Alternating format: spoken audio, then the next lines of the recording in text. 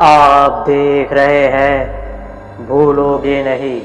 तो चलिए दोस्तों, बढ़ते हैं आज की कहानी की ओर।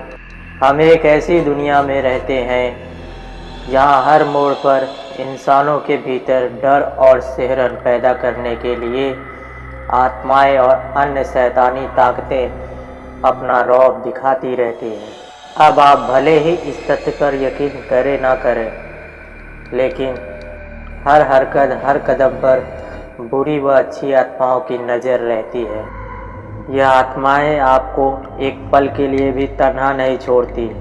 हाँ, कई बार भीड़ भाड़ से बचते हुए वह आपको अकेलेपन में ही अपने होने का एहसास करवाती है।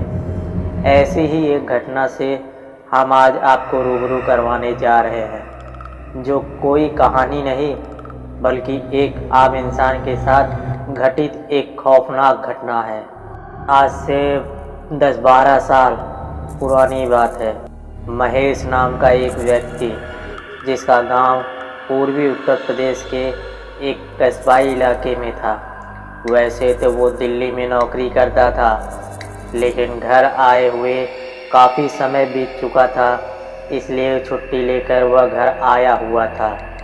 यह इलाका बेहद सुनसान और घनी झाड़ियों के बीच बसा हुआ था, और इन घनी झाड़ियों के बीच शाम के समय अक्सर सन्नाटा ही पसरा रहता था।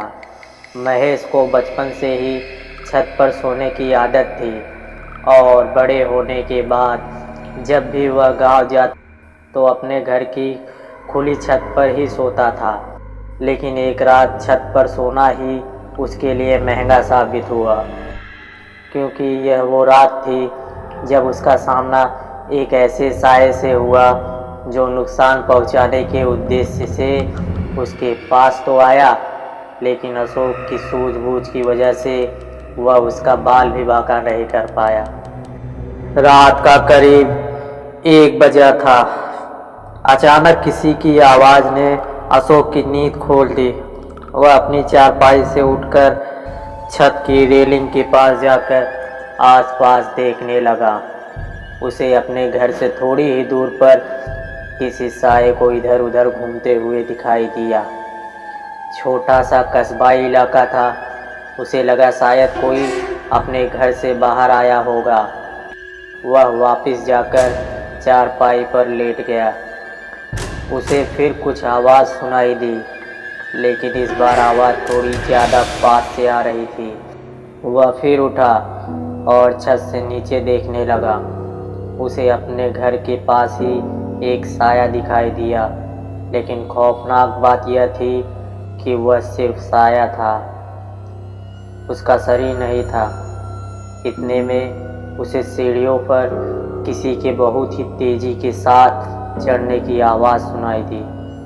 2 मिनट से भी कम समय में वह साया उसकी नज़रों के सामने खड़ा था। उसकी शक्ल, हाथ पैर कुछ भी नहीं था। अगर कुछ था तो वह सिर्फ एक सफ़ेद साया, जो धीरे धीरे महेश की तरफ बढ़ता ही जा रहा था। कहते हैं बुराई को काटने के लिए अच्छाई का ही सहारा लिया जाता है। इसलिए उस साये से खुद को बचाने के लिए महेश ने कवच किलक मंत्र का जाप करना शुरू कर दिया। वह लगातार 5 मिनट तक यह जाप करता रहा, और वह साया उसके पास आता रहा। अचानक ही वह साया अंतर्ध्यान हो गया। वह हवा था और एकदम से हवा में बहकर गायब हो गया। वह कहाँ गया, कहाँ से आया, कुछ पता नहीं चला। लेकिन कुछ समय जब तक वह साया महेश के सामने रहा, उन चंद लम्हों ने महेश के हाथ पांव फुला दिए थे। तो दोस्तों, आज की कहानी बस यहीं तक। मिलते हैं एक और नई कहानी में।